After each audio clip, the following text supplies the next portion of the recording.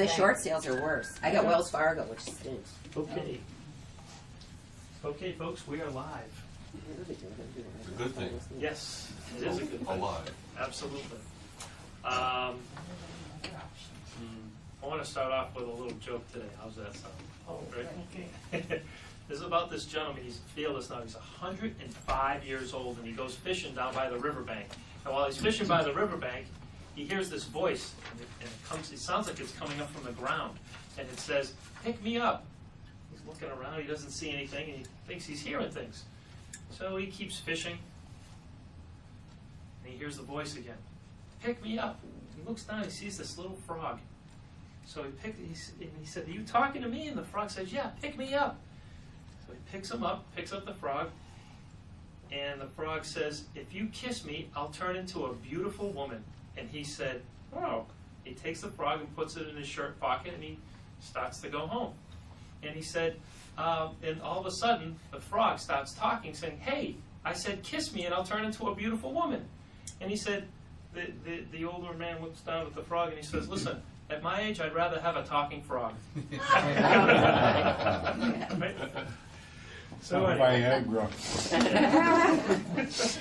So anyway, today, preparing to present the offer. Number 5, an offer is better than no offer because A, most closings start with an offer. B, you've got nothing better to do. Or C, John doesn't say that. C. The answer is A. Most closings start with an offer. What closings don't start with an offer? When a buyer wants to make a low offer, A, find out why, B, refuse to submit it, or C, do what they tell you to do. Gosh darn it. A is correct. The best place to present an offer is at the seller's house, at the buyer's house, or in your office. Anyway. At the seller's house.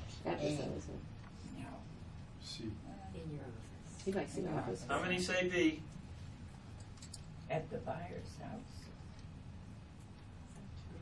Nope, it's not true. In your office. How many say A? I would say A. At the seller's house.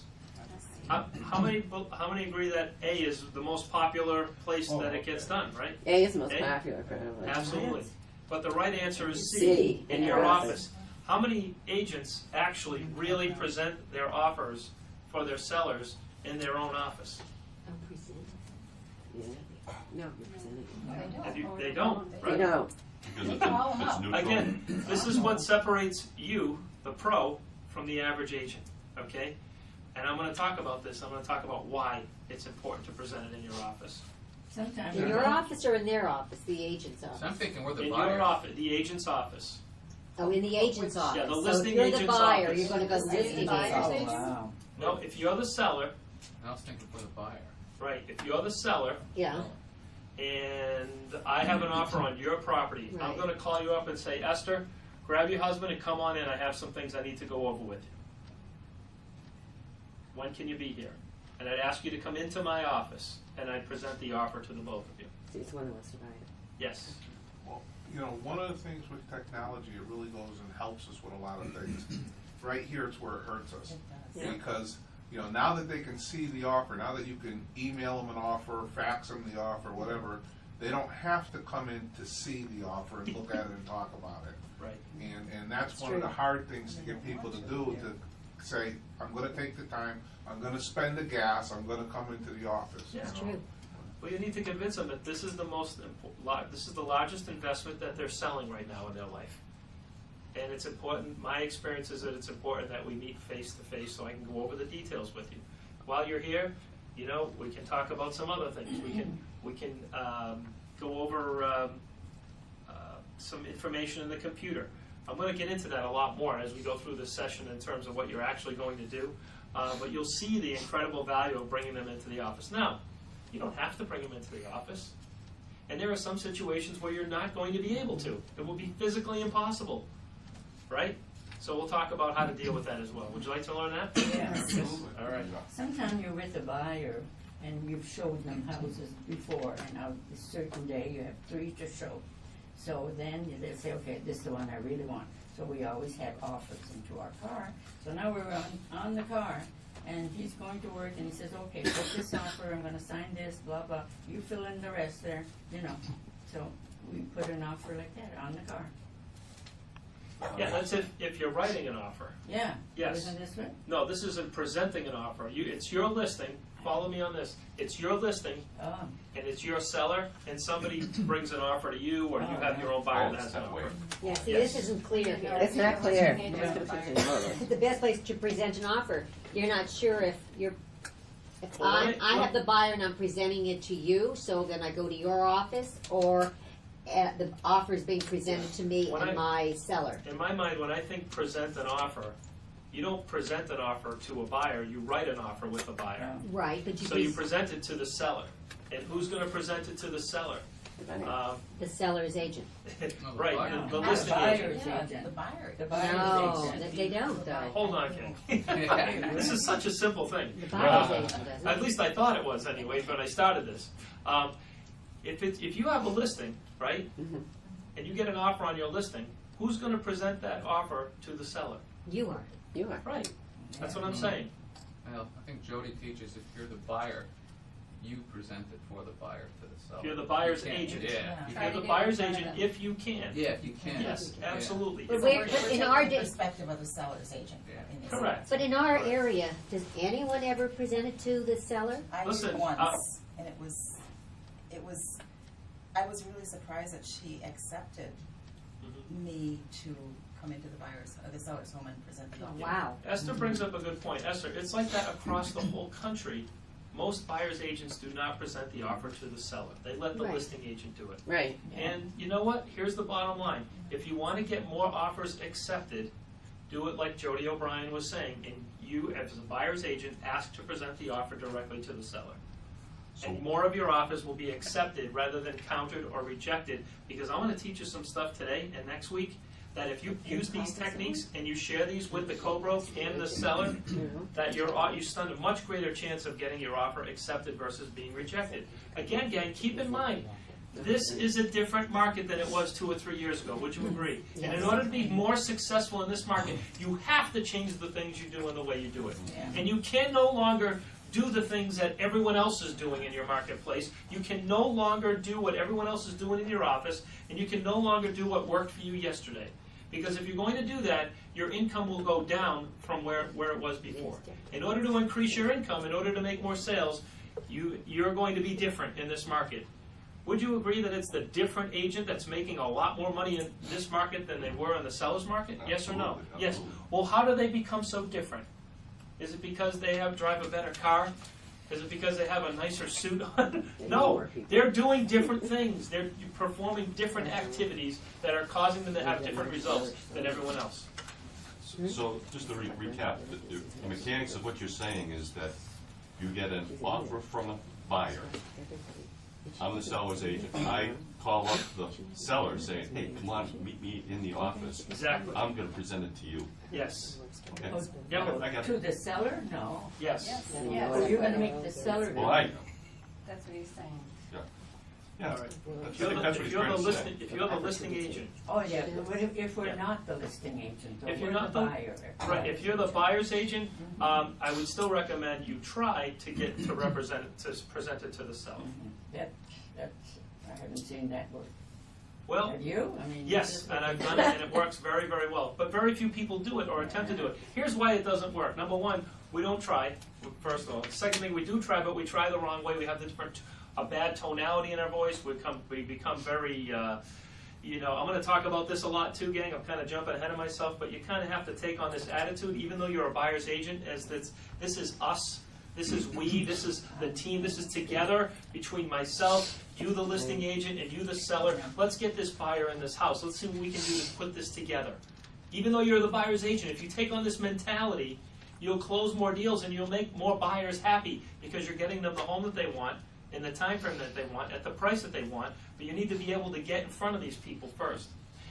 Sometimes, maybe, 10% of the listing agents would say, no way, you cannot. Well, legally, you have the right to do that. Yeah. And so you can remind them, but do it in a nice way.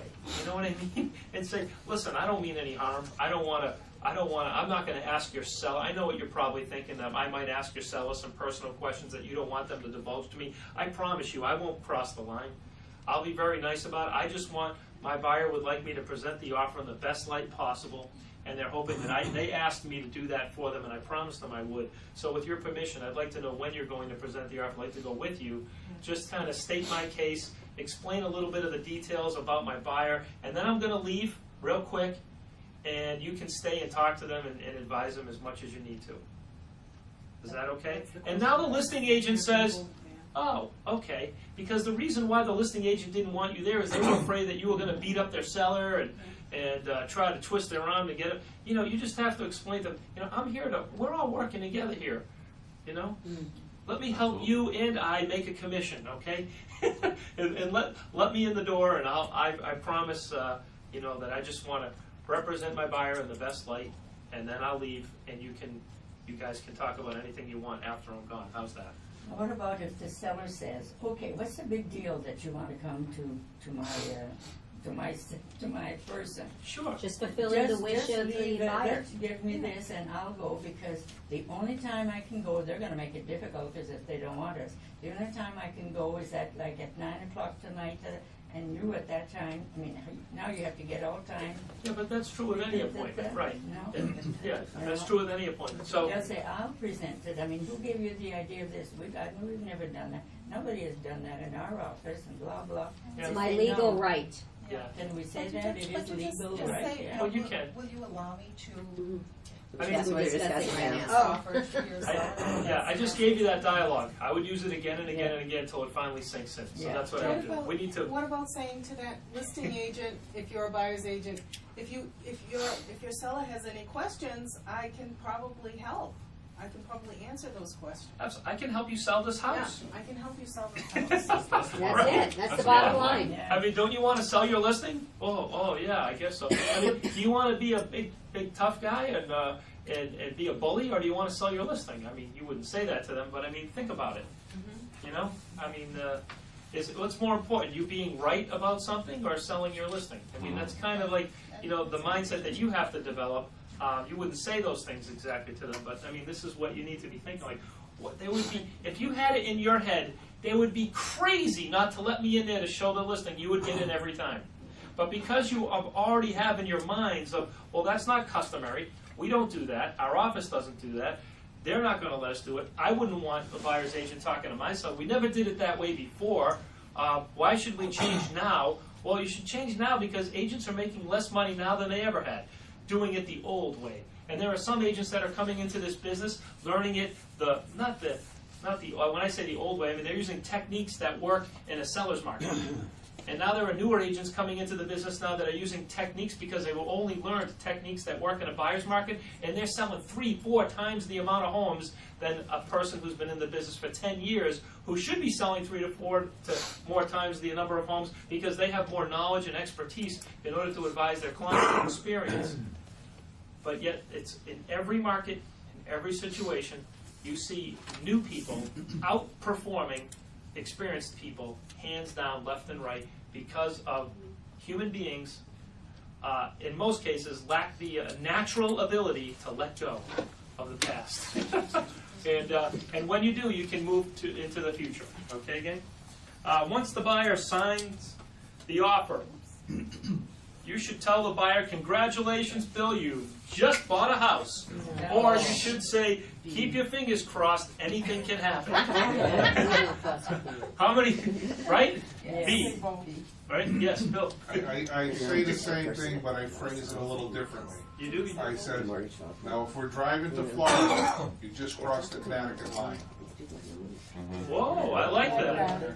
You're driving to Florida from Feel that. Massachusetts. Feel. You just crossed the Canada, so you just started. You're just starting the journey. There are a lot Wow. of stops along the way, and Could run out of gas, get a flat tire, might call AAA, could take them 3 hours to get here. Right? Absolutely. That's great. You're going to feel tired along the way, you might want to stop. But you have to keep going, right? That's normal. That's good. What should you take with you on your offer presentations? The contract and deposit, B, a letter from the buyers, or C, everything? Everything. Everything. Everything is correct. So when you say, what should you take with you on your offer present, this is when you're going to Present the the, offer. to the seller's house with the agent. Yes, whether you are the buyer's agent or the listing agent, and you're presenting the offer to the seller, you take everything with you. Just like when you go on a listing appointment, you take everything with you. And you encourage a letter from the buyer. Everything. I encourage everything. Bring Okay. food.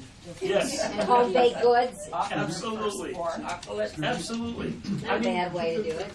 There's an agent, they're a husband and wife team, and they work in central Massachusetts. I actually worked in the same office that they did. And they absolutely would bring chocolates with them on every single appointment. Listing appointment, presenting an offer appointment, buyer agent appointment, upon the first meeting, you'd have the agency disclosure form and a box of chocolates from them.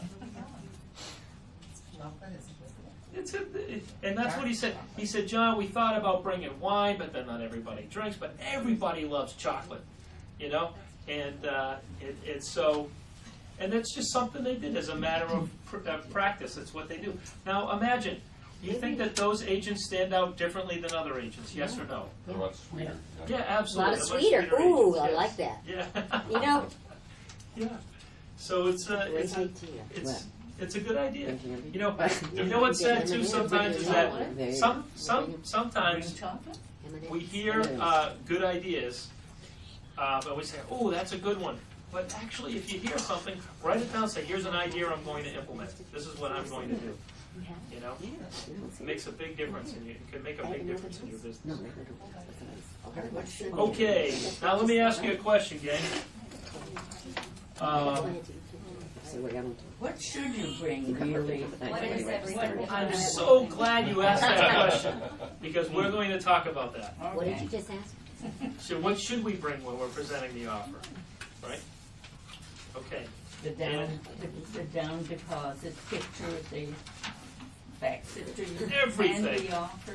Everything, absolutely, and more. And We're the going to talk agency, about that. and the agency discount. Yes. Oh, Now, how many of you people are commissioned salespeople? Raise your hand, please. Commissioned. Commissioned salespeople, right? Mark, you are. Wow, all right.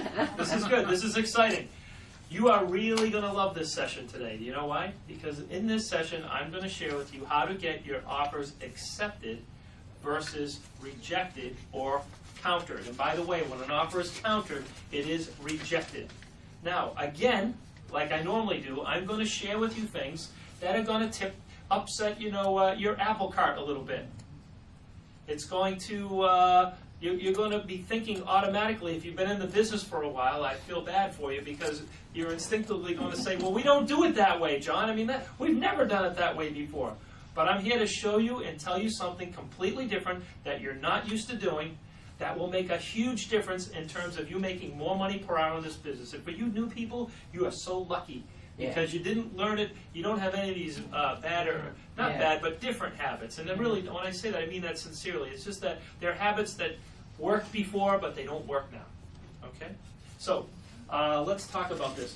As an agent, by going to training, I can make you strong and competent and confident, and when you practice it enough, you then become a natural, okay? So strong, competent, confident, and then you become a natural.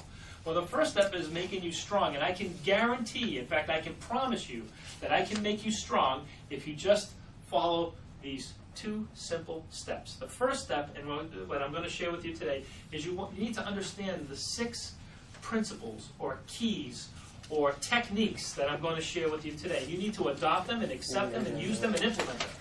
The second thing that you need to do is you need to learn a 7-step track about getting the offer accepted instead of counted or rejected, and I'm going to share that with you next week. Okay? Next week we're going to go over the 7-step track. Now, number 1, if you go to the next page, please. Be prepared for the blank. Not the best. Absolutely. Be prepared for the worst, not the best. Let me tell you a story. And this is kind of like the manager / trainer / coach in me. I remember managing an office years ago. This was back in 1998. And there was a woman, her name was Diane, and she was, I was brand new to the office, just managing this office. And she was walking out of the office, and she had a folder in her hand, and it looked like a folder that someone might have when they were writing up an offer, right? So now feel this, it's her listing, okay? It was a $250,000 listing, and I said, hey Diane, let me see what you got there. And Diane showed me her folder, and I opened it up and I looked at it, and inside the folder was one piece of paper, was an offer to purchase. Okay, and I looked at it. Now, the offer came in at $240. How much was the property listed for? $250. How many of you think that that's a deal that you can work out? Raise your hand. In a buyer's market, right? Absolutely. You can work that out, right? Yeah. Well, Diane leaves the office, and 45 minutes later, she comes back, and the curiosity, in me, so I said, hey, Diane, let me see what you got.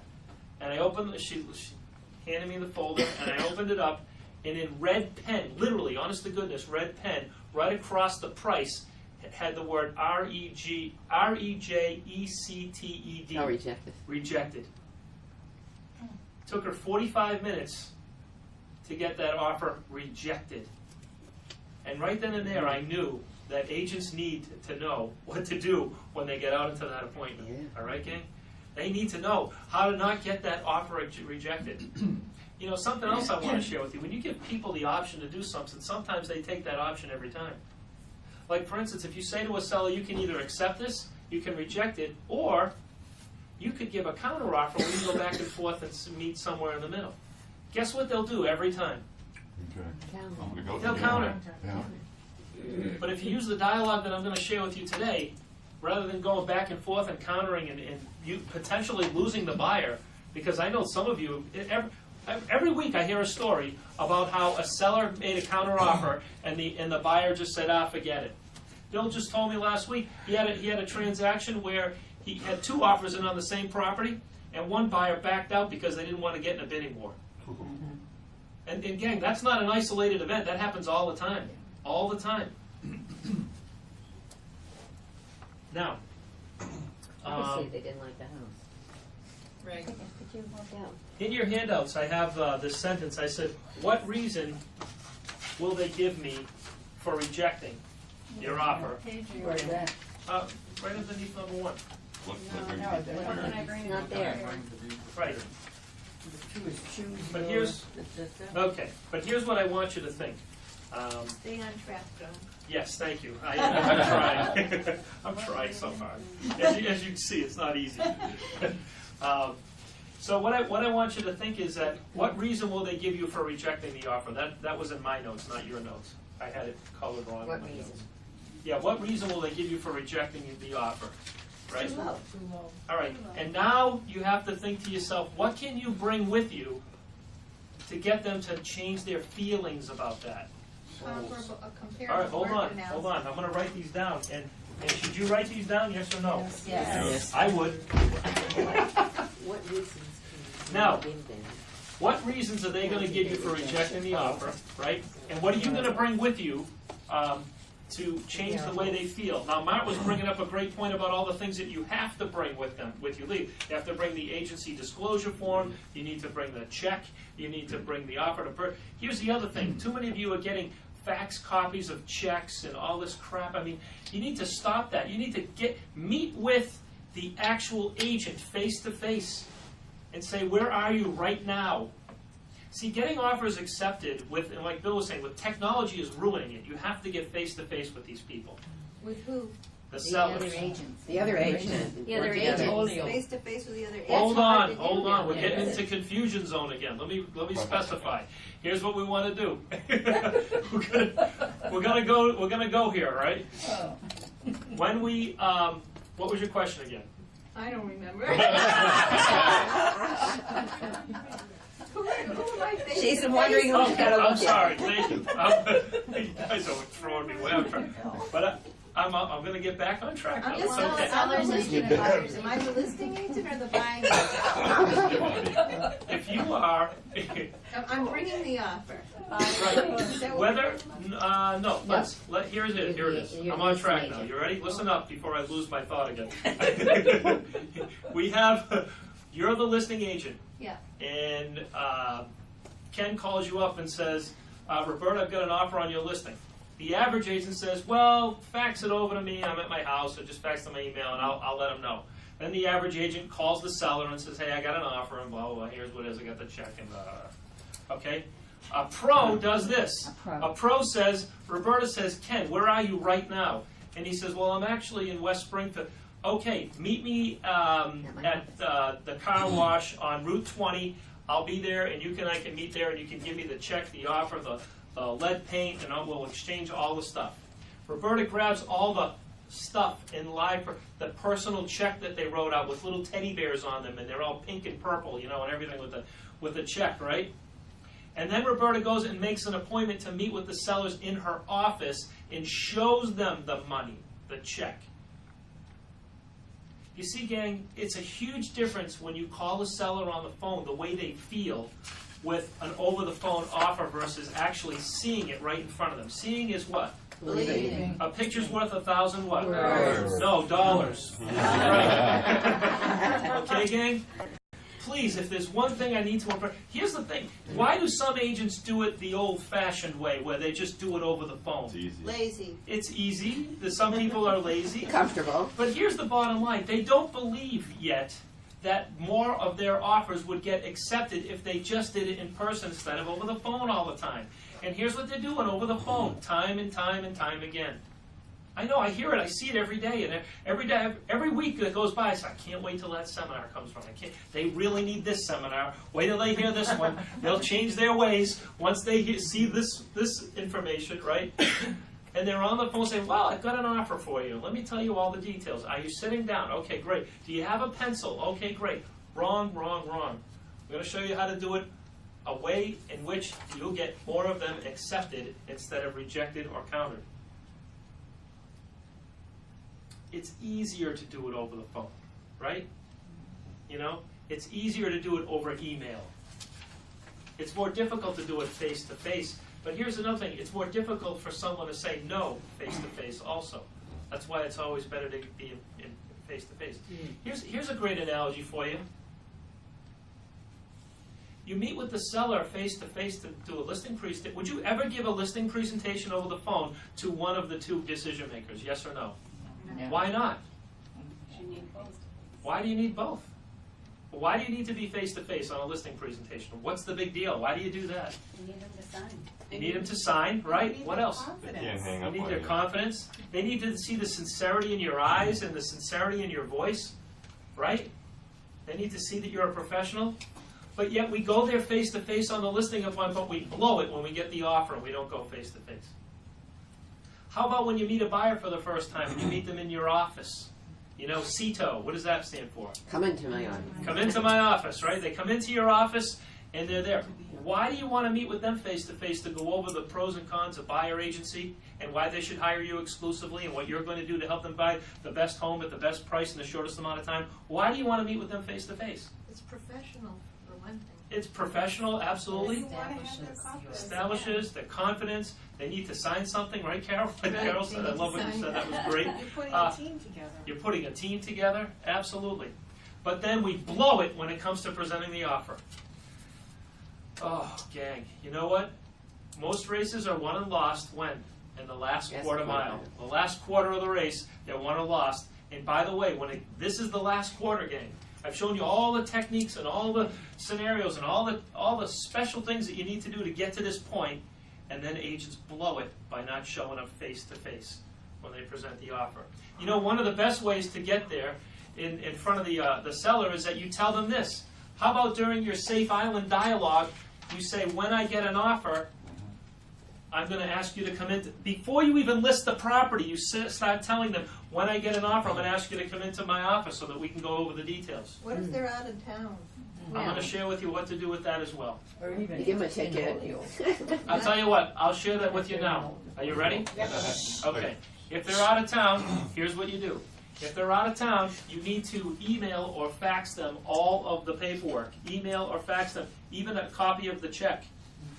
all the paperwork, everything, email and fax them everything, and then get them on the phone. How many people are on the phone? All the people involved. Everybody. Or you don't fax it or mail it until everyone can be together on the phone together. Because here's the problem. Too many people will tell the husband, and then the husband has to try to sell it to the wife. Or they'll tell the wife, and the wife has to try to sell it to the husband. Or you talk to the sister, and she needs to sell it to the brother. And gang, that isn't working. Because how you present it is going to be very different from them. You know how you would present an offer, right, gang? Yep. Here's how they would present it. Here's how they would present it, Roberta. They would go like this. Yeah, they only offered $179.9. You probably don't want to accept it, do you? That's them working for you, okay? That's what happens when you tell the wife and you don't have the husband on the phone, gang. That's how he gets the message. And then he calls the wife and back, tell him to forget about it. Tell him to go pound sand. And she calls you up and she says, I talked to Ralphie and he said that we probably shouldn't accept this offer right now. And you're like, oh, geez. Then you go back to the co-broke, and the co-broke goes back to the buyer, blah, blah, blah. And what do? It takes 2 weeks to get it accepted. In the meantime, they've lost their enthusiasm about buying the property. Then they're giving you more trouble about the home inspection because they're really not sure they want to buy the property. At this point, the buyer's hoping that it doesn't appraise. You see where I'm going with this, gang? Yeah. Accepted versus rejected is a huge difference. And the way you present things makes a huge difference, right? Why is it that when you meet with a client, you get dressed up? You want it. You want to make a good presentation, but why do agents blow it when it comes to getting the offer?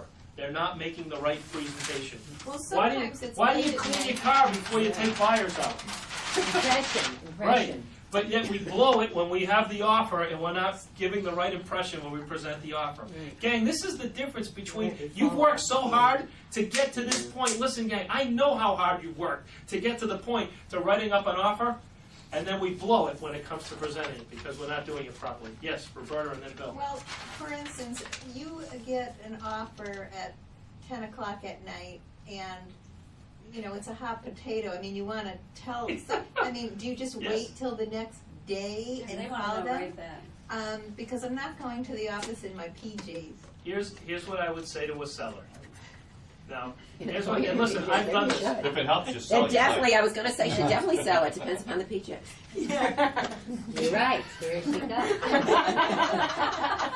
Dude, There you're you good. go. You have to have a special care for the That's office. right. Listen, With guys, your name Judy's really good at marketing. That's Bring good. it on. She knows all about marketing. That's great.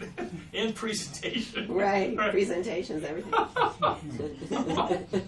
Too funny. Very rarely do I blush up here, but that's a good one. So now, now this is what would typically happen. This is what really happens. And it happened to me one night. I got the call at 10 o'clock, presented the offer. We negotiated the offer. And then I ended up going to the seller's house. I made the mistake. I didn't have this information. I'll be honest with you guys. I went to their house instead of having them go to my office. At 10 o'clock at night? Yes, Yeah. 10 o'clock at night. And then, now feel this, I called the buyer's agent. He was a buyer's agent. And I said, okay, I've got the offer signed. It's all set. I'll fax to you in the morning. He said, no, where are you? I said, I'm in Auburn. He said, you near their house? I said, yes. He said, listen, why don't I meet you at Dunkin' Donuts near Route 12 and 20? I want to pick up the offer and get it signed. And here's what he said to me. I've learned such a valuable lesson. He said, I want to get the changes initialed by the buyers tonight so that when they wake up in the morning, they don't have a change of heart. And I'm here to tell you, and listen, you more experienced people know this. Isn't it true that you feel differently after you have time to sleep on it, right? And here's what I would say to a buyer. Mr. Buyer, I know it's late at night, but here's the bottom line. If we don't get this initial tonight and the seller sleeps on it and they change their mind tomorrow and they call me in the morning and say, by the way, we changed our mind, did they initial it yet? And by the way, not only does it have to be initialed, but it has to be delivered, so we can't even lie about it and say, oh yeah, they initialed it, when in fact they didn't. It has to be delivered back to them in order to know that it was accepted. And then you might lose the house of your dreams because the seller slept on it and changed their mind. Or the price might go up $5,000 or $10,000 if we don't do this. How many buyers would open their door at 10:30 at night and say, yeah, come on in, let's get this signed? Yeah. They all do. Never had anybody complain about it at all, you know? So The it's only just the person that- agent. The only person that might complain about it is the agent and or the agent's spouse, Right. right? Where the heck you going at 10:30 at night? Well, my spouse knew. I mean, hey, this is just part of the job, because if I didn't, then I could lose the sale, lose the sale. You sleep with your hair But done. in real estate, but then again, I could sleep till 10 o'clock the next morning too, and nobody would mind or care either. I mean, so it's like, I just pick your own hours. Yes, Bill. Okay, if we eventually get into it, you are gonna tell us how to present this in person and everything to bring. Yes. But I'm gonna throw one other question. Did you present, because we all get ridiculous offers. Yes. Did you present everything in person, or were there offers that you just said, you know what, this isn't gonna float anyways, you knew it wasn't gonna float, and didn't waste the time? I would definitely go regardless, because here's the bottom line, and here's what I would say to the sellers. I'll answer your question by using the dialogue that I would use with my sellers. I would go to the meeting, I'd meet them at my office, okay, gang? And let's say it was a, $200,000 property, and they were offering 100. Okay, ridiculous. Oh, no, it's ridiculous, right? And say, listen, the law requires me to present any and all offers. Come on in, and I want to present the offer to you. And I'd present it to them, and it would be really low, and they would say, "Oh, that's ridiculous." I'd say, "Okay, well, we have some choices. We can either accept or reject the offer. What do you want to do right now?" Now, when I was going to meet the sellers at my office, I would make sure I would call the buyer agent, and I would say, "Listen, can you be with your buyers at this time, or can you have them on the phone with you, three-way conversation?" And sometimes what I do is I put the buyer agent on speakerphone and say, "Okay, I have the sellers here." And what I would do is I would literally negotiate the offer right then and there, back and forth, live, With the agent on the phone. with the co-broke agent on the phone. With everybody there. Yeah. And he would have either be on his cell phone with the buyer and on a regular phone with me, right? Sometimes what I would do, Bill, if I would ask the agent to come with me. Yeah. I would say, "Listen, you're giving me a $100,000 offer on a $200,000 property. We're going to meet the sellers personally, and you're going to tell them why you think that they should take a $100,000 offer." And I did that one time, and the agent said, "Well, let me see what I can do." Right. And they went back. I'm like, "Hey, don't throw me under the bus. You're coming with me. Hey, you want to try to rob this bank? I'm not doing it alone. You come with me, right? I mean, come on, gang." And sometimes that'll work. Another. So what you have, I like Yes. that too. Yeah. The three-way conversation if you have to, but now you have to teach us how to put it on a three-way conversation. Well, all you have to do is put it on That's another speakerphone. That's Put it another on- class, right? Well, put it on speaker. Here's what I would do. Now, feel this. I have myself and my seller in the conference room, and I have the buyer agent on speakerphone. And I would say, "Okay, buyer agent, the sellers are here. I'm here. And why don't you tell us a little bit more about the buyer and why they're coming up with this price and why do they think it's worth this?" Because what that does, it's not me trying to beat the sellers up on their price. They're my sellers. I'm on their side. But now they get to hear it from a third-party person, And sometimes, that agent will bring up some really good things that you might have been afraid to bring up. Well, they really couldn't get over the smell of the cat, and they're not sure if they're going to be able to get rid of that out of the carpets, and the wife looks at the husband and says, "I told you that," and so what happens is they start being more realistic rather than spontaneously counter-offering or rejecting. See, by putting people together like that, it eliminates them spontaneously rejecting an offer, And I would say to them, "Listen, we know that's way off the mark, and these people might be fishing. Maybe they can't afford it. Maybe we're wasting our time. But on the other hand, what if we're not? What if they're just fishing and they're just trying to find out how much we really will sell it for?" Every sale starts with a what? I would say that to the seller. Every sale starts with an offer. The beautiful part about this is that if you're not comfortable and you don't like it, you don't have to accept it. But I would bring everything with me before I present the offer to the sellers. Yes? I just wanted to say what works for me and about bringing everything. Well, first of all, when they say that's insulting, I say don't be insulted by people who put offers on paper and write a check. Be insulted by all the people who saw your property and didn't make an offer. Wow. And the other thing I do is I bring with me, when I do bring it to them, the seller, if I really wanna make a point, Yes? I bring the wad of show slips and I plaster them all over the table, one at a time. Yes. Here are the show slips. How many times you show the Here property? are the showings on this, these are the people who didn't want your house. Yes. And here's the one that does. Yes. So, And this is their offer. yeah, This is what we have to work with right now.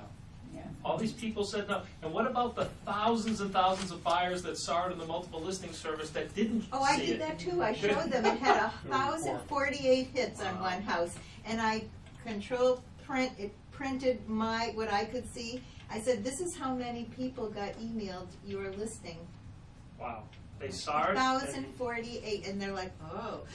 Yeah. This And is sometimes very it's good. really way overpriced, because I remember I came in lowballing one, and you know, and I thought, what am I going to do? But we presented it, and amazingly, I mean, they took it. Yeah. So you just don't know. You really Just don't don't know. know. And sometimes it opens up their eyes to the fact that they really have overpriced it. Absolutely. You know? So I thank Roberta for getting us back on track, because that was the last question I left off with, and which was, what do you bring with you? Now, based on what Roberta just said, she listed a couple of great things. Now, when you go to present an offer to the seller in your office, right, what are you going to bring with you when you present the offer? What? What did Roberta say? The show slips, And right? hits on the MLS. Yeah. I never did that. I hope to I never did it till like last week. How do you get And it? feedback. When And you then, go on your It says listing, client press your matches, right? listing, Yeah. Yeah, it says and it it right there. shows you all that things. it's on MLS. What else can you bring? Hits on MLS. Comparables, you know, the Yeah. market analysis, the Uh, recent market analysis. The key word is recent. Recent. Right? Right. So we would say an Recent updated sold. CMA. Yeah, Right. updated CMA. What else? Is that, you know, the check and all the usual stuff. The bank Number- letter, the bank the letter, number of- the check. The offer, the agency check, disclosure, The letter. the offer. Yeah, a little bit. all the normal things. Right? Bring the money. I want to see the check. Right? Right. Yeah, and all the forms. But you know, Disclosure but form. listen, that stuff is a given. I'm talking about bringing things that will change the way they feel about countering or rejecting the offer. What are some other things you can bring? Competing properties, competing active properties. Well, but that's that's- it, that's that would the be in the CMA. CMA. Well, I would put those in the CMA. yeah, Yeah. but I'm thinking of, in addition to the CMA, Okay. everything that's out there. I mean, we've got a lot of inventory on the Competition, market you right mean? there. Ah, okay. The So inventory, this here's- is what else they can look at that's like yours. I wrote this down, and it's what you're saying, and here it is: a trend graphics report. Okay. Out of trend graphics, you're going to show them how much inventory is on the market. You're going to show them that we have 13.5 months of inventory in the market right now, where 6 months ago we had 6 months of inventory on the market. So a trend graphics report, great one, Diane. That's excellent. Of course, they don't mind anymore. You said it better though. You know. But this is a better visual tool, would you agree? Yeah. Yes. Than just telling them what's on the market and so on and so forth. I put down a days on market report, you know, to show them, which also can show up in trend graphics. We'll give you that information. Here's another thing that, remember, in one of the classes I showed you a huge list, and we explained to the sellers that you don't want to be on this list. What list was that? Expired. The Expired. expired list. Remember I told you if you keep that expired list in your folder and you tape the pages together end to end and you roll them out on the table or on the floor like this, that there are many times that you're going to be able to use that list. It's a great tool. So show them the expired list. By the way, these are all the properties that expired over the last 6 months since we've had your home on the market. Right? Yes. I like also in trend graphics, it's what I do lately, is I love the square footage amount per square foot. I say, Okay. well, here's what an appraiser's gonna be looking at, and here's what the, average square feet is for your house, and I just take out my calculator and figure it out, and it's usually a lot less than what they want. Sure. I said, this is what will happen, you may get that, but an appraiser's gonna look at this. Right. Hard. Yep. Absolutely. And they don't understand that most Yeah. sellers don't understand. I had one say, well, why does everyone talk about the square footage? We did this, this, and this, and this, and our house is so much better now. And I said, yes, but you didn't, it's an 1,800 square foot house. Right. Right. This is what they sell for. Yeah, exactly. Good point. Yes, Bill? You know, as I'm looking at the list you're putting together, a lot of those items are the same items you include in your listing presentation to get the people to price the house correctly. Now Exactly. you're getting them, trying to move them to accepting a reasonable offer. Yes. Using the same materials. One of the things that I've included with that in the presentation I'm putting together, and I mentioned this to you before, is a property that's been on the market for a while and the continual price drop and reduction. That's a And good saying, idea. had they taken it Yes. here, they would have acted, even though Right. they were 20,000 below Yep. where they wanted to be, they would have made 60,000 more. So examples of reduced properties. Excellent. Excellent. That's a great one. Yes. I don't know how to put this in writing, but I also ask people, sellers, here's what you have. Do you want to gamble with $240,000? Are you gambling people? Do you like to Right. gamble? Because if you gamble with 240, that you're going to get 250 eventually, maybe 3 months, 6 months, a year from now. Does that appeal to you? Right. So Let's. you say deal or no deal? Deal or how it Right. comes out? Put on your Howard mask. So bring with you the Roberta Orenstein Gamble Dialogue. Okay, bring that with you, right? I love that. That's great, Roberta. Excellent. You know, in the showing slips, it shows the feedback. You know, I didn't use slips. I just had a log of all the dates and when the property was shown and all that good stuff. And it even helps you a lot if some time has gone by and there are no showings. Right. You know, or if you have a lot of showings and no offers, right? Either way, it works. Here's your house has been on the market 4 months. Here are a list of showings, and it's a blank page. All right, that could be just as powerful as having 20 show slips that say that, you know, all the different feedback is why they're not buying it. Here's another thing that I thought of that some people do, and it takes. Again, guess what? It takes time to put all this stuff together. Would you agree? Yes. But if you knew you were going to make the sale, would you do it? Right? Here's the problem. Too many of you have presented an offer over a phone, it got accepted, and the deal closed. That's a problem. Because now you think that can happen all the time, and it can't. If you want to increase your odds, if you want to get 9 out of 10 accepted rather than rejected, you need to follow this process. Okay, gang? How about this? Here's the other thought I had was about a letter from the buyer. You know, a letter from the buyers themselves. Some of those You know- letters need to be looked at first. I've had some love letters lately that are ridiculous. Yeah. And they have the reasons why their offer is $80,000 less than the asking price. And I say, no, this doesn't help you. You know, we love your house, but, and then there's a list Yeah. of why they're not Well, offering. You're correct. I mean, that's an example of a bad buyer letter. What the buyer should be saying is that that's clearly a letter trying to get them all, the seller, to feel all mushy about the buyer, Right. and then take less than what their property is worth, markedly less than what their property is worth. That's not going to work. But if you're working with a buyer and you have a decent offer put in together, and you just say, and the buyer puts a sincere letter together that says, by the way, we love the size of your family. We often entertain on the holidays, or it's been our dream to be able to be the ones in the family, to be able to have everyone come over to our house because, you know, we love to cook and we love to entertain. And when we took one look at your dining room, we thought this is the house for us. And so we please, if you would consider our offer. I know it's not as high as what you expected to get for your property, but based on what we've seen in the marketplace, we feel as though that we're putting in a fair offer, and your house is our first choice. You know, instead of knocking them down and saying, but you don't have public sewerage, and you don't have this and this, and you start knocking down the property and knocking down the house, they don't respond well to that. Yeah, they're gonna More hate sellers that. will be more, and here's the other thing, you need to be sincere. You know, pick out something very specific about the property and the buyers that cause that link to occur. And too many buyers agents are afraid to expose how much the buyer loves the house. You know, you're supposed to act like you don't like it. How many buyers agents say this to their buyers? Listen, if you walk in the house and you see it, and the seller's there or the agent's there, pretend you don't like it, even if you like it. Right?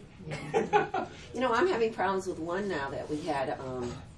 everything was fine until we had the inspection, okay? Yes. So now they're asking, I'm on the buyer side, so now they're asking naturally for the seller to put some money in escrow, whatever, so that they can take care of X, Y, and Z. The people don't really want to come through with that. But the boiler isn't working. I mean, you got to do certain things. How would you get around that?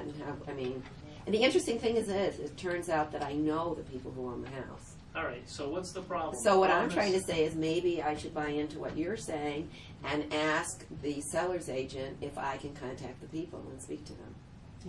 You have to be with the agent. You can't, if it, Well, they live in Florida.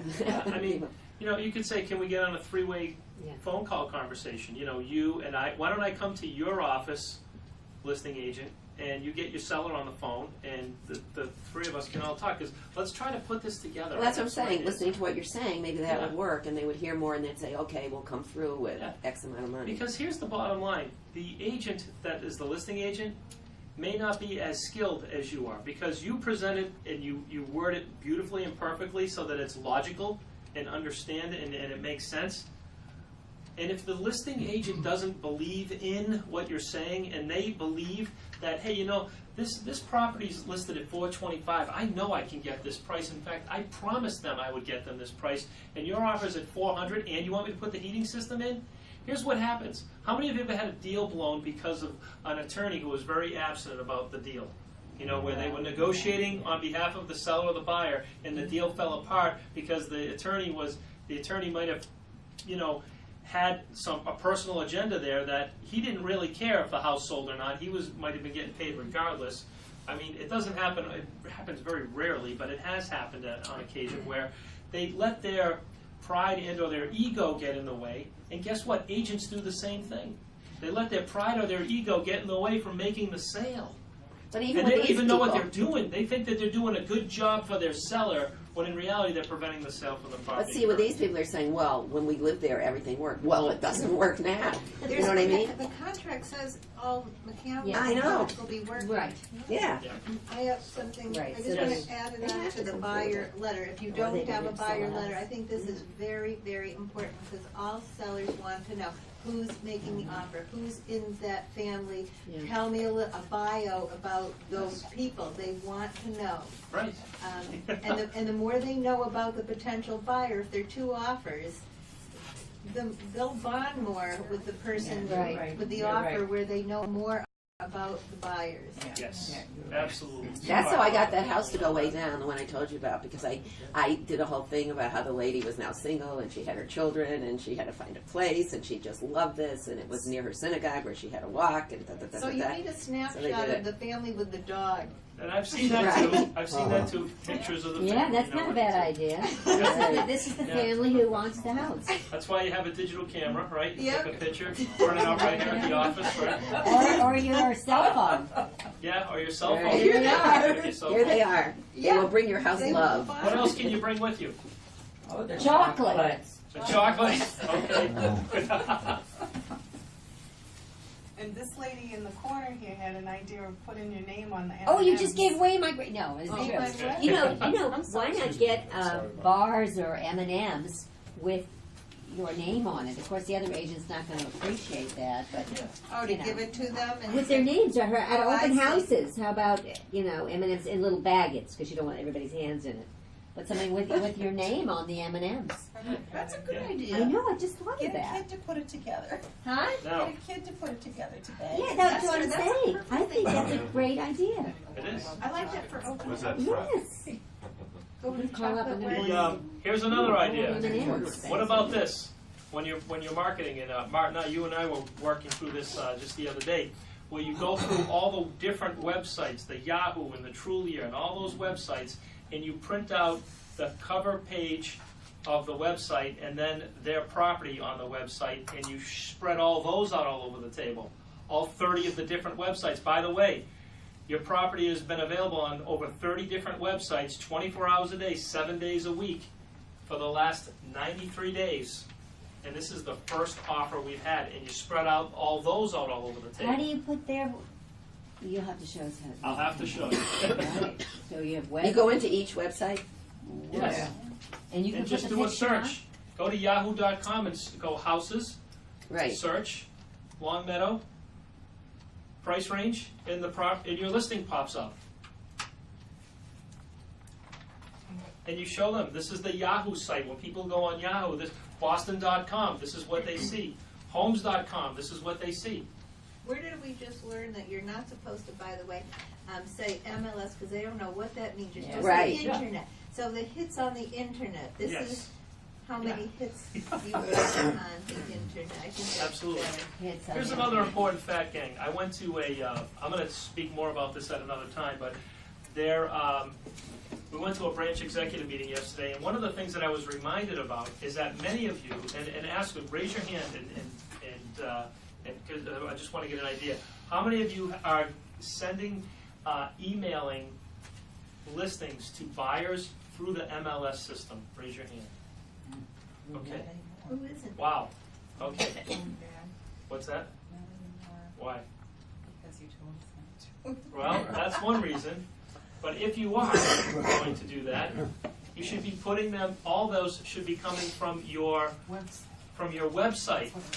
Yeah, that's what you're doing. Brand new, right? I don't know how You're to new do to the that. business. I don't either. I don't know how to do Right. that. You don't know Well, how I'm to going do to show that. you how to do it. I don't care if I have to sit down with you individually, one by I have one, to. next to a computer. I want you to take every single person's email address and name out of MLS and Okay. put them into your web page that you're getting for no charge to you whatsoever. And instead of them getting all those leads, they're going to get that information with your picture and your name and And all the that bio stuff and the whole will bit. constantly stay on the left-hand side of the page. And when they reply back to you instead of going, you're sending them listings for all these other agents. You know what they're doing, gang? Riding by. They're driving by, they're seeing the sign, you're not getting presence of mind. The company invested in that for you, Yeah. and now I'm going to show you how to use it, okay? Okay. Because you're wasting your availability. Here's another thing. In most of our offices in Western Mass, we're selling too many listings compared to buyers' transactions. In other words, for every listing that sells, you should sell one or two buyers. And we're not doing it. We're selling like 60 to 70% of our sales are listings that are being sold. And our buying closing ratio is very small, which means one thing and one thing only. We as a region are not capturing enough buyers from the listings that we have. Either we're doing a poor job on the phone or a poor job on the internet leads that are coming in, or we're sending out too much stuff MLS instead of through our own personal web pages. You follow me, I gang? hear you. So Yeah. we're going to reverse the curse, right? Yeah. Work with me on this, and I'll show you how to make more money. Okay? In other words, the money's there, the opportunity's there, but we're just not taking advantage of it. Okay? Yes, Bill. No. All right, good. Don't forget it, though. Hold on. So what about copies of the print ads, right? What if you took all the print ads that we did, right? Since the day that it was listed. How many of you are saving every print ad on every listing from day one? No, you should, right? Shouldn't you? You get the paper, save it, so you can use that and say, look it, here's where your property was marketed and advertised. Now you could tell them the date and where it was, or you could show them the actual ad, which is better, right? Show them. Right. Gang, you see how by doing business differently, you're going to get different results. Can you see how this would work for you? What are the odds? You're increasing your odds dramatically by using this system. Now, number 2, choose your ground. Choose your ground. In your office, you have more what? Control. Control. Absolutely. In your office, you have more control. Don't ever say to a seller, come on in, I just sold your house. Don't ever say that. I'm going to give you a couple of rules to follow behind this too. A, if you go to a house with friends or relatives are there, what should you do? Reschedule. Leave. Leave. Here's what you'd say. Oh, geez, I didn't know you had company. I was coming over. Or let's say they bring people with them to your office, right? And they're bringing up. Oh, geez, I didn't know you were going to bring someone else with you too. Why don't we do this? Why don't we reschedule for another time? I've got a few errands that I need to do anyway. So when could we come back where just the 3 of us can get together? Because here's what will happen. If you don't do that, here's what will happen. What do you think the seller's ego will allow them to do if they have a friend or a relative with them and you're presenting the offer. Reject it. Reject it absolutely, positively, because their ego will get in the way and because of their front of their friends. I can't tell you how many people you ask them, hey, what'd you pay for that car? Oh, I got a sweet deal on this car.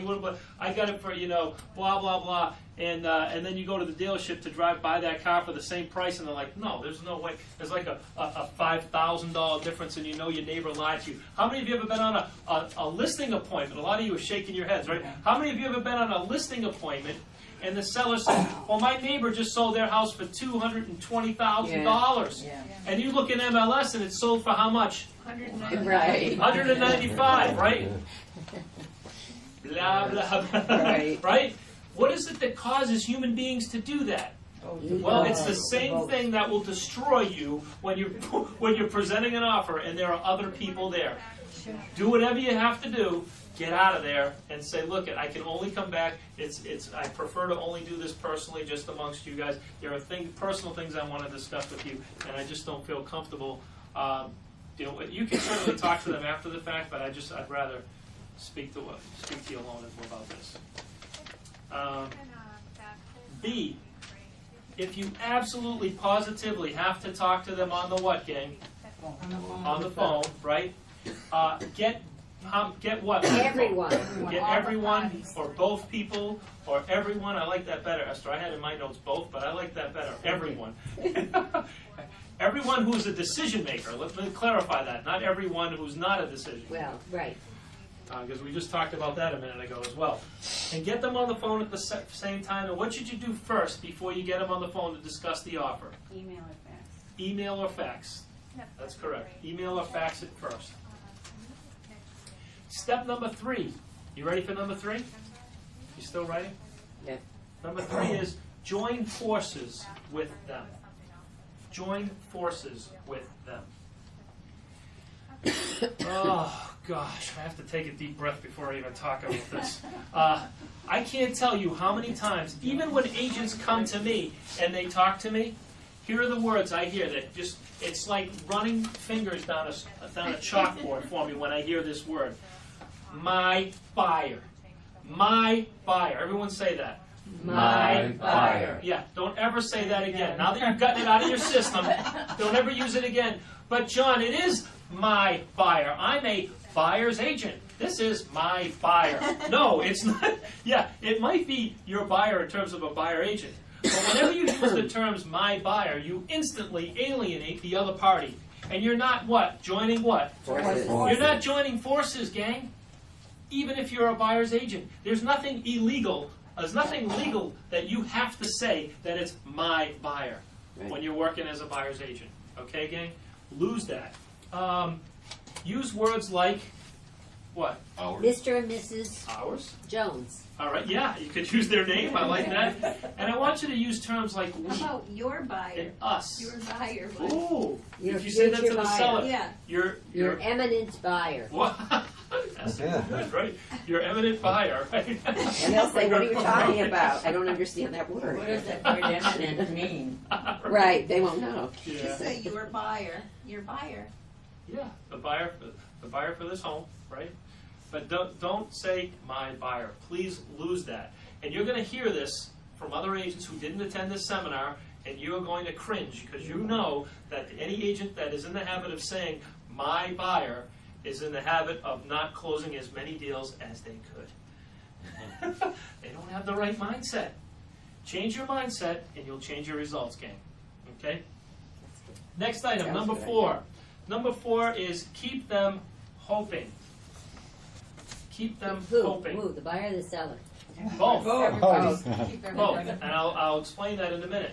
I had a student one time in class write it down this way. I was leaning over like I was looking over, and here's how they spelled it. You ready? They spelled it Hopping. And I looked at it and I thought to myself, I was going to correct them, and I said, yeah, you know what? That works too. Keep them hopping is good also. That'd be great. So, here's what I want you to say to buyers, and I actually wrote down the dialogue for you, okay? Say this to the buyers. Don't start packing. Don't get excited. Anything can happen. We have 1,000 hungry agents out there. Someone else could be writing up that offer right now. I'll do my best and get back to you. Keep your what? Fingers crossed. You say that to a buyer, okay? So rather than role playing, let's all just read it together real quick. Ready? Go. Don't start packing. Don't get excited. Anything can happen. We have 1,000 hungry agents out there. Someone else could be writing up an offer right now. I'll do my best to get back to you. Keep your fingers crossed. What do you say to the seller? Well, you say this: don't start packing, Mr. and Mrs. Seller. I know we have an offer now. Don't get excited. Anything can happen. The buyers may want to renegotiate after the home inspection, or the home may not appraise. I don't know. We'll have to wait and see. Keep your fingers crossed. Ready, everyone? Don't start packing. Don't get excited. Anything can happen. The buyers may want to renegotiate after the home inspection, or the home may not appraise. I don't know. We'll have to wait and see. Keep your fingers crossed. You got it. Now, there are any number of things that you can add to that dialogue of how many things could actually happen to the transaction after you get an offer. I mean, just getting the offer and getting it accepted, I love like what Bill said. You know, you're going to Florida and you just crossed the Connecticut line, right? Was it Connecticut? Did I get the state right? Okay, good. Roberta, you had a comment? Yeah, because you said don't tell anyone that you can show them. So there is a chart that goes like this, and it starts here with the market analysis, and then they're like 50 or 100 things, and then the closing. Well, we're right here. You can show them on the chart. It's like a game. I love that. We're right here, but there's 50 more things that have to happen. That's great. A great visual. Awesome. Thank you I've very got much. that.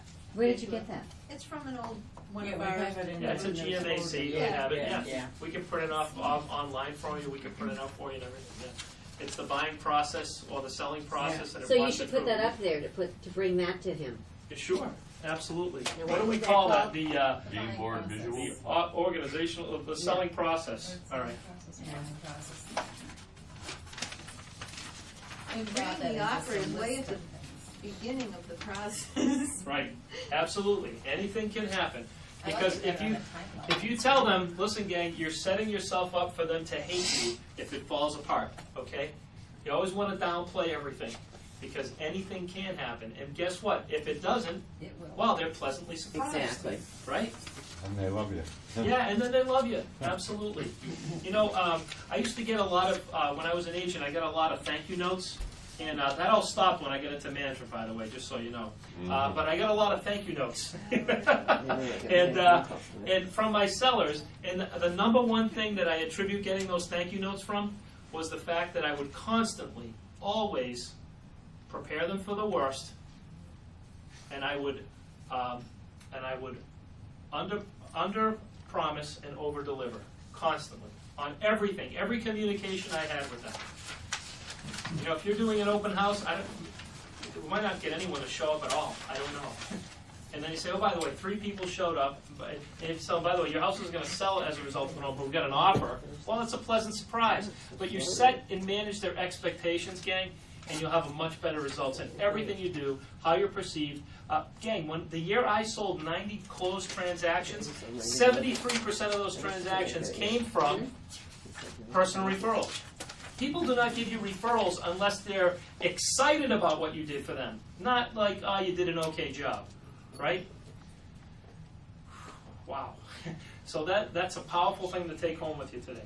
Now, number 5, get your blank, blank, blank. Game face on.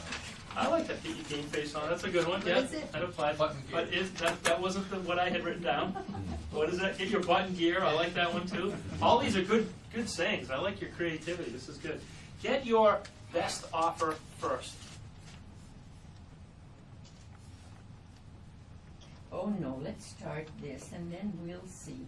That's Right. what they say. That's what Well, they let's say. start here and then I'm we'll gonna see. share with you a 4-step track on how to get your best offer first. By the way, let me ask you a question. Do you think more of your offers would get accepted if you're working with the buyer and you got your best offer first? Yes or no? Yes. Absolutely. Would you like me to show you how to do it? I'd love to show you how to do it. Here we go. Okay. Why do you want to get your best offer first? Well, I made some notes here. Why? Because the sellers can tell by the look in your eyes and the tone of your voice whether you've used all the skills that you could have used to get the buyer, to get the best price from the buyer. They can tell. And you're going to be face to face with them. And you want to be able to be sincere. And the best way to do it is get your best offer first. you kind of want to say something to the seller, something like this, and I wrote this down as well. I honestly believe I got the best offer I could out of this buyer, and I used every technique under the sun to get the price, to get this price from the buyer. When you say this, fewer sellers are going to impulsively blank the offer, counter the offer. Because they see a lower offer and they're going to immediately, but if you say those words, it makes a difference, right? Let's, rather than role playing, let's read it all together. I honestly believe I got the best offer I could out of this buyer, and I used every technique I could under the sun to get this price from the buyer. Okay, again? When a buyer wants to make an offer, step one of the four-step process is there's a track that you're going to follow. There's a four-step track, okay?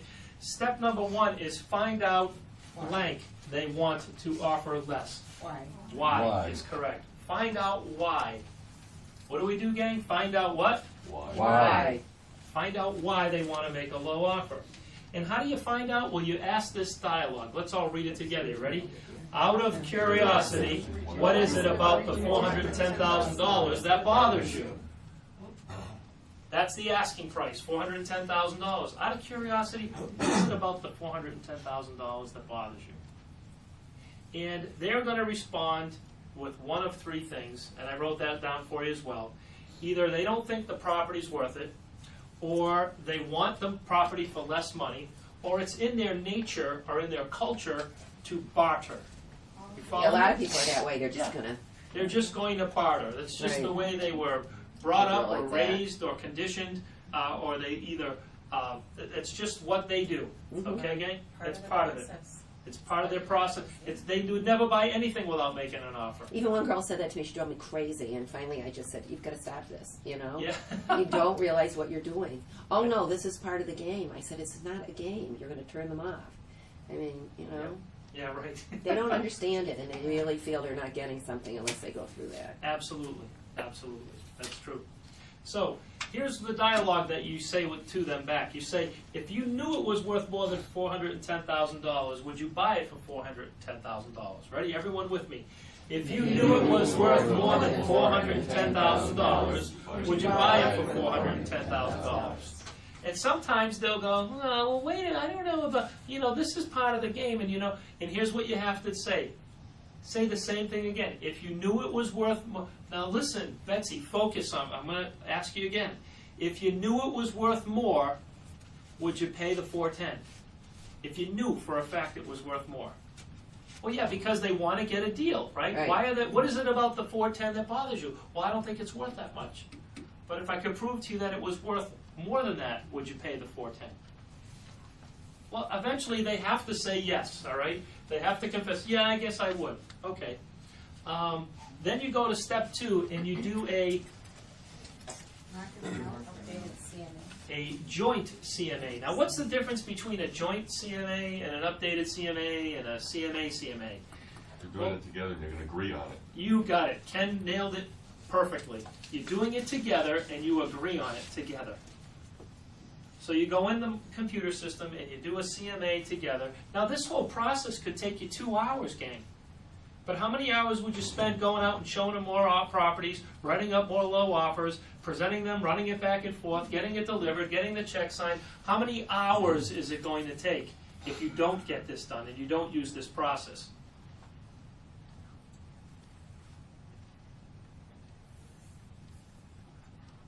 I have a question. Yes. What if the seller is too high to begin with? Use that market analysis when you're presenting the offer. Right, right. Right? But what about, from the buyer's perspective, they're making an offer that's probably more in line with...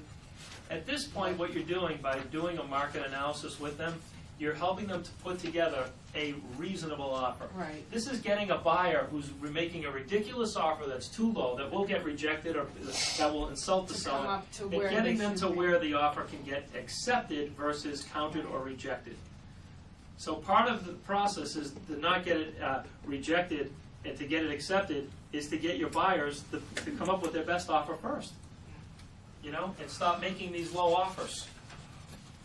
It's not helping them to buy the house, and it's not helping you to move forward. You have to have something to say, something to do to get them to change the way they feel about what they're doing, right? Step number 3 is you reduce it to the ridiculous.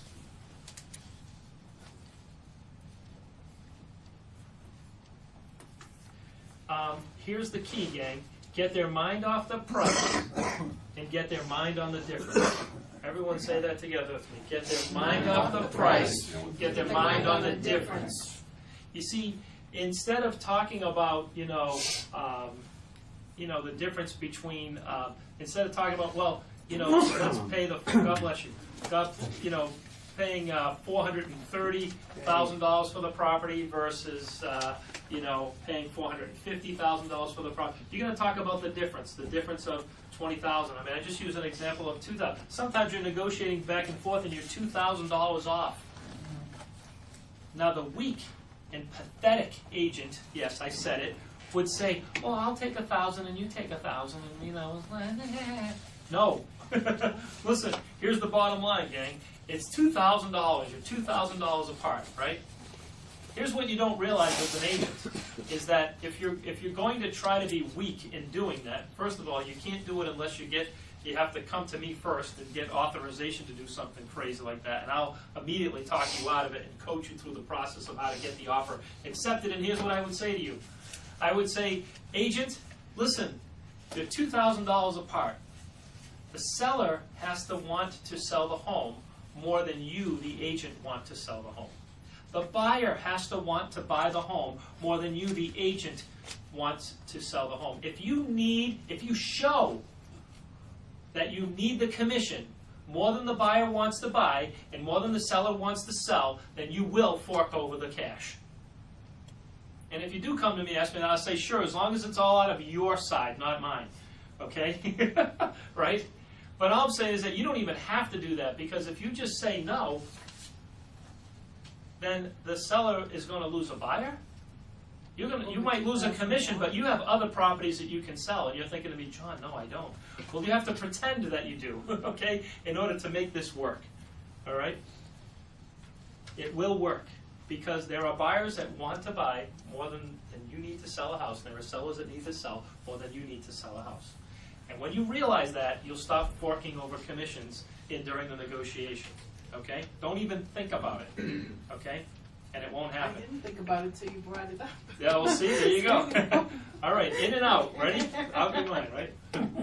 But I bring it up for the people that are constantly going around thinking, hey, if it doesn't work, I can always do this. Eliminate. Listen, if you give someone an option, they'll take it every time. What I'm asking you to do is eliminate that option from your mind. Make it go away, and you won't have a problem. Get them at $2,000, right? You know what you could do is you could say to them, all right, let's say if it's a $2,000 off, or you could say this to the buyer or the seller or both. Sometimes I found myself, if I couldn't present the offer directly to the seller, and I would say to the agent, I say to the agent, listen, you know what I told my buyer, and if you want, you can say this to your seller too. For $2,000 a month, that's $2,000. That's $16 a month. That's less than 50 cents a day. That's less than half of a Big Mac, man. You know what I'm saying? That's less than half of a Big Mac. You want a good close? Say, here, let me pay the first 2 days myself right now, Bill. Here you go. And give him $1. No. Oh, I want to do close. No. No. Right. But I say that as in jest. And if you have a good rapport with them and they have a sense of humor, you might be able to say something like this. Hey, you want me to pay for your first day in the house? For your first 2 days in the house, you want me to pay for it? And they say, no, I want you to pay for $2,000, right? But that's on the 2,000 only. Yeah, but that's the key, is you want to point out the difference. The difference. See, focus on the difference, because that's really the issue. The issue isn't the price. The issue is the difference between where they are and where they need to be in order to get into the house, and/or for the seller, it's where they are and where they need to be to get the property sold. In other words, if they don't get $2,000 more for their house, they're going to have a $2,000 more mortgage on the house that they're going to buy, right? And reduce it to the ridiculous. Bring it down to a smaller number. Now, step number 4 is build the value. Build the value. point out everything that they're going to get for less than a Big Mac. You get, and here's what you want to focus on. Focus on what the buyer is getting for their money. What are the things that they liked about this house? What are the things on the list that you had with them? What are those things on that list that they're getting? For less than half a Big Mac, you're getting the location you wanted. You're getting the cul-de-sac that you want. You have to bring these things up, gang. It's not obvious to them. All they're thinking about is the higher mortgage payment, the this, the that. Now they're all thinking about is numbers. You have to bring them back in to where they were before when they saw the house and they liked it. I'm the seller's agent talking to the buyer's agent like this. Or, Yeah, I mean, you could be any agent talking to the buyer like this. You could be the listing agent or the buyer's agent. And remind the buyer, this is you talking to the buyer now, you're getting the location you want, you're getting that third bedroom that you always wanted on the first floor, all for less than half of a Big Mac. You're getting that built-in pool that you wanted, right? All for less than the price of half a Big Mac. So now, what do you say to a seller? Well, for less than half of the price of a Big Mac, you have no more showings that you have to worry about. No more open houses you have to get ready for. You can move to where you want to move to and be with who No you more want to be mortgage with. You can move to where you want to move to and be with who you want to be with, right? You don't have to worry if the rates are gonna go up. You don't have to worry if rates are going to go up anymore, right? What else could happen? You guys are good. You guys are really good. I like this. Right? No more stress of selling the house. Yeah, no more stress. It's over. All this is over. Be a It's done done. deal. No right. taxes, no heat. Then right after you tell them Right. that, say, Right. we're just starting now. Yeah, Right. yeah. By the way, Yes. we're just getting started. To the line. So instead of, you got that $2,000 difference, instead of telling the owner, let's split it, and settling there, you try to get him to come down to where this other individual is and I let try the to get decision- both. I try to get both of them to accept it, and one of them is going to accept it before the other. You know, like I'll go to the buyer and try to get the buyer to accept it. See, I'm not trying. See, too many times if you give people the option, oh, let's split it in the middle, they'll take it. Here's what I want to really stress today: stop trying to negotiate and work on getting it accepted more often, and you'll get more offers accepted. Oh, I see. The problem is we're constantly trying to go in there and get it negotiated when that's not your goal. Your goal is to get it accepted. And I also want you to feel and understand that it's okay and that you are working in the best interest of the buyer if you're working as a buyer's agent. And you are working in the best interest of the seller as a seller's agent by selling the house, getting the property sold. So, understand that, accept that, feel it. I know that it's different from the way you've been thinking, acting, and behaving and doing prior to this. But you have to change what it is that you've been doing in order to get different results. Okay? So develop this mindset and it'll work for you. So those are the key factors. That's the 4-step process that I share with you today, and how to get your best offer from the buyer. And I also shared with you some great steps in terms of some rules and techniques that you need to follow in order to get your offer accepted rather than not. You folks have been awesome. I learned a lot from you today, so I want to give you an applause. Thank you so much for being such a great group, and I want you to have an awesome weekend. And go out there and use some of these things, and send me a few testimonials. I've been getting some, and I like that. Send them to me over the email. Let me know. Remember, next week's session, I'm gonna wrap this up. So if you came today and you don't come next week, you're gonna miss out on, how to get it presented. I'm gonna share with you when working with a buyer or seller, many agents are losing money by not getting the offer accepted right away. You will learn a tried and proven 7-step track that will make you strong at getting offers accepted. And that's next Friday, 10 a.m. sharp, May 23rd. We'll see you all then. Have a great day. Bravo. Thank you. Thank you. Thank you for that one applause. Is this your cup? Oh, yes. Better than nothing, right, John? Can I ask you a question? Sure, let me just hit the video. Go ahead.